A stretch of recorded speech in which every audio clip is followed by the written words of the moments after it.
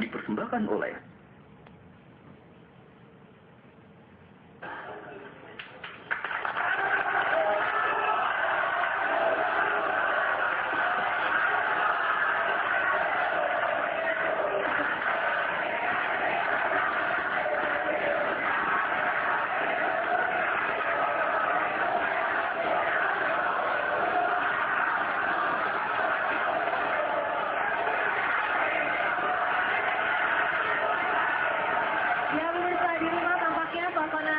masih meriah. Setelah tadi kita menunggu dan akhirnya mengetahui hasil reshuffle seperti apa. Saya harapkan juga warga Banten juga tetap setia di Metro TV untuk menyaksikan debat kandidat. Ini adalah segmen yang ditunggu-tunggu. Ini adalah segmen debat antar kandidat. Ini yang biasanya segmen yang cukup panas sekali karena para kandidat saling mendebat begitu, saling ingin menjatuhkan satu sama lain. Tapi dengan kata-kata ya Bapak dan Ibu, bukan dengan kekerasan. Saya akan mulai dari kandidat nomor urut 2 untuk bertanya ke kandidat nomor urut 3. Selanjutnya kandidat nomor urut 3 juga akan bertanya ke kandidat nomor urut 2. Waktu bertanya 1 menit dan waktu menjawab 2 menit. Saya mulai dari kandidat nomor urut 2, silakan bertanya. Waktunya saya mulai dari sekarang.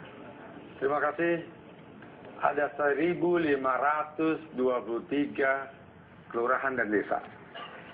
Dalam misinya, pasangan nomor 3 akan memberikan bantuan masing-masing 1 miliar. Oke.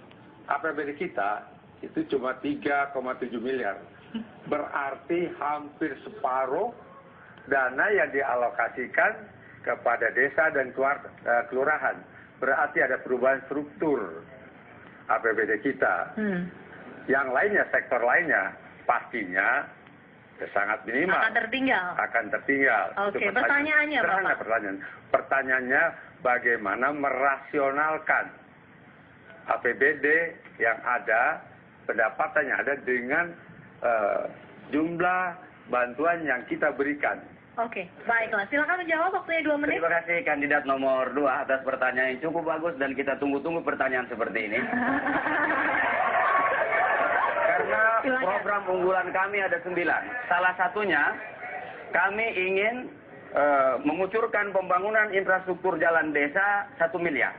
Tujuannya adalah agar jalan desa semuanya bagus. Kita harapkan dengan jalan desa yang bagus, perputaran ekonomi akan semakin cepat, sehingga akan mempercepat juga kesejahteraan masyarakat. Yang kedua, di desa itu yang menganggur, kita minta dana yang 1 miliar itu mereka yang mengerjakan pekerjaannya, sehingga yang menganggur juga dapat pekerjaan.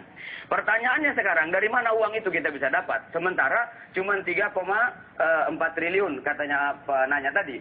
Pertama, kita harus lakukan peningkatan APBD yang besar. Dari mana?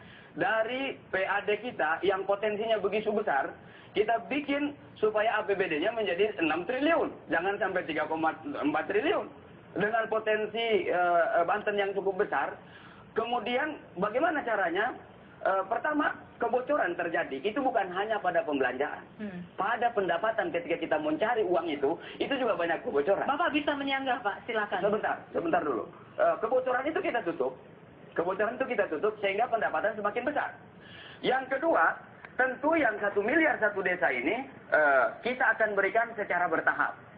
Akan berikan secara bertahap dengan menentukan skala prioritas desa yang lebih membutuhkan. Saya kira itu. Oke, silakan menyanggah, waktunya masih. Saya kira memang sangat tidak masuk akal. Tapi saya bisa memahami bahwa dengan skala prioritas berarti memang itu tidak diberikan pada awal tahun pertama menjadi seorang gubernur. Ya, tapi saya tidak yakin bahwa bisa kita alokasikan. Kalau saya menghitungnya saya sendiri, saya alokasikan sebesar 250 juta dan kalau kita Baiklah, terima kasih. Sekarang giliran kandidat nomor urut 3 untuk bertanya kepada kandidat nomor urut 2. Silakan. Saya pertama berikan kesempatan kepada wakil saya untuk memberikan pertanyaan, tapi sebelum dijawab, hanya orang yang malas yang mengatakan tidak masuk akal untuk program itu. Silakan bertanya. Silakan. Hari ini angka harapan hidup kita itu sangat rendah. Kalau itu ada korelasinya dengan kebahagiaan, menjadi orang Banten hari ini menjadi orang yang tidak berbahagia. karena harapan hidupnya sangat rendah, cuma 6, sekian. Begitu juga dengan angka kematian bayi, kita tertinggi di Nusantara. Jadi menjadi orang Banten hari ini melahirkan susah, berbahagia juga susah. Pertanyaannya adalah, Saya mau tanya sama calon gubernur dan wakil gubernur ini, kalau ada jadi gubernur atau wakil gubernur itu, bagaimana menyelesaikan problem ini? Kedua, berapa lama waktunya? Baiklah. Kita tidak ingin orang berlama-lama bilang iya, tapi dia nggak tentukan waktunya. Pertanyaannya juga jangan berlama-lama. Ya. Silakan menjawab, waktunya 2 menit.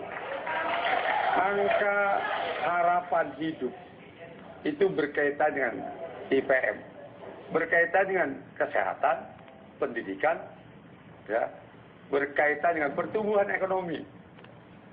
Jadi IPM berkaitan dengan pendidikan, pertumbuhan ekonomi, dan kesehatan. Kota Tangerang itu mendapat penghargaan dari Presiden SBY karena mampu meningkatkan IPM kita, pertumbuhan tertinggi. Karena dalam 1 tahun pertama saya menjadi wali kota pada waktu itu, kita langsung menggebrak pembangunan di bidang kesehatan, pendidikan, dan pertumbuhan ekonomi dengan membangun infrastruktur. Dengan pembangunan kesehatan, penanganan gizi buruk secara terus-menerus, ini akan menaikkan angka harapan hidup masyarakatnya. Itu sekarang itu jawabannya. Silakan kalau ditanya. Silakan. Ada pertanyaan tambahan? Mumpung waktu yang masih ada. Ya, beliau tidak bicara soal peningkatan APBN-nya, APBD-nya. Kalau kita cuma 3,45 atau katakanlah 4 triliun, tadi saya cuma mau diselenggarakan secepatnya. Dari mana duitnya? Kan gitu. Pertanyaan tadi kita kembalikan saja. Bagaimana Anda bisa membuat itu menjadi kenyataan? Ini bukan kota Tangerang, ini Banten. Baiklah. Silakan menjawab. Bedanya Tangerang dan Banten itu persoalan mikro dan makro. Tapi konsepnya ya sama. Bahwa yang kita garap pertumbuhan ekonomi masyarakat. Terus membebaskan mereka dari biaya kesehatan. Lalu mereka kita berikan asupan gizi yang memadai. Pendidikan yang memadai. Angka harapan hidup ditentukan kepada derajat kesehatan masyarakat, derajat ekonomi masyarakat. Dari dana APBN sudah dibocorkan, APBD juga begitu. Baiklah kalau begitu, terima kasih sudah saling mulai berdebat.